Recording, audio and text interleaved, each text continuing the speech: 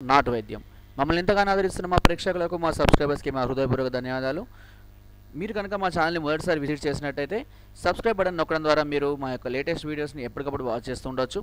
అంతేకాకుండా మీరు ఎలాంటి సమస్యలతో బాధపడుతున్నా, ఎలాంటి వ్యాధికి గురైనా మాకు కామెంట్ ద్వారా తెలియజేయండి. తప్పకుండా చక్కని చిట్కాను అందిస్తాం.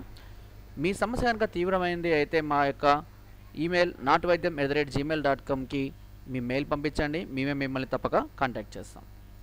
ఈరోజు మనం చాలామంది తెల్లగా ఉన్నా కూడా ముఖం మీద అనేక రకాలైన మచ్చలతోటి, మరకలతోటి, మొటిమల వల్ల వచ్చినటువంటి పొక్కుల వల్ల కానీ, వేడి కురుపుల వల్ల కానీ, ఇలా ఎన్నో రకాల ప్రాబ్లమ్స్తో తెల్లగా ఉన్నా కూడా వారి ముఖం అందంగా ఉండక ఎరుపుగా కానీ, దద్దులు, మొటిమలు, కురుపులు ఇలా కనబడుతూ ఉంటుంది. సో వారు తెల్లగా ఉన్నప్పుడు కూడా అందంగా కనబడకపోవడానికి చాలా రకాల కారణాలు ఉండొచ్చు. దానికి ముఖ్యంగా రోజు శుభ్రంగా ముఖం కడుక్కోకపోవడం, లేదంటే కొంతమంది ఎదుగుతున్న స్త్రీలలో హార్మోన్ల లోపం వల్ల కూడా ముఖం మీద అనేక రకాలని మరకలు అనేటివి వస్తూ ఉంటాయి.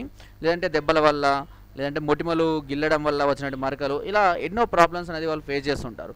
సో ఈ ప్రాబ్లమ్స్ అన్నిటినీ కూడా సాల్వ్ చేస్తూ ఒక మంచి ఫెయిర్ అందమైనటువంటి ముఖాన్ని పొందేటటువంటి ఒక అద్భుతమైన చిట్కా ఉంది.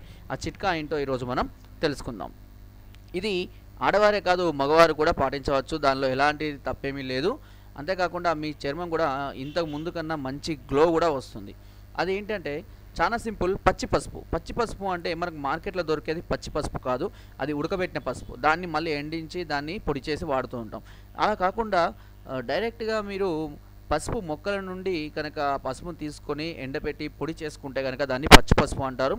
దాన్ని ఉడకబెట్టడం వల్ల దాని యొక్క లక్షణాలను చాలా వరకు కోల్పోతుంది. సో అందుకనే పచ్చి పసుపును తీసుకోండి.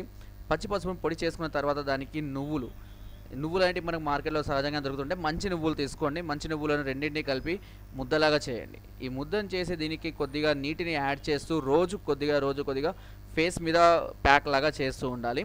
మీకు కంటి కింది వరకు నుంచి బొమ్మలకు తాకినా కూడా ఎలాంటి ప్రాబ్లం ఏమి ఉండదు. మీకు ఎక్కడైతే మరకలు ఎక్కువగా ఉంటాయో అక్కడ మీరు ఎక్కువగా అప్లై చేసుకోండి. అప్లై చేసిన తర్వాత ఆరిన తర్వాత రాత్రి ఇది చేసి పడుకోవడం బెస్ట్.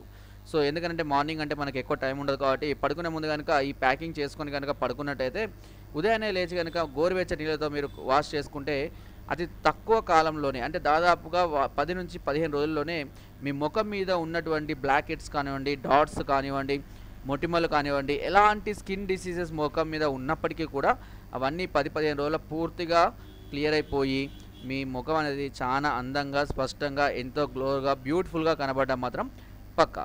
సో ఒకవేళ మీరు స్కిన్ మొత్తం కూడా దీన్ని అప్లై చేసుకోవచ్చు. దానివల్ల కూడా ఎలాంటి ప్రాబ్లము ఉండదు. ఫ్రెండ్స్, నా వీడియో కనుక మీకు నచ్చినట్లయితే ఒక లైక్, ఒక షేర్ చేయండి. మరిన్ని వీడియోస్ కోసం సబ్స్క్రైబ్ చేయడం మాత్రం మర్చిపోకండి. మీ అమూల్యమైన సలహాలని, సూచనల్ని నాకు కామెంట్ ద్వారా తెలియజేయండి. Thank you.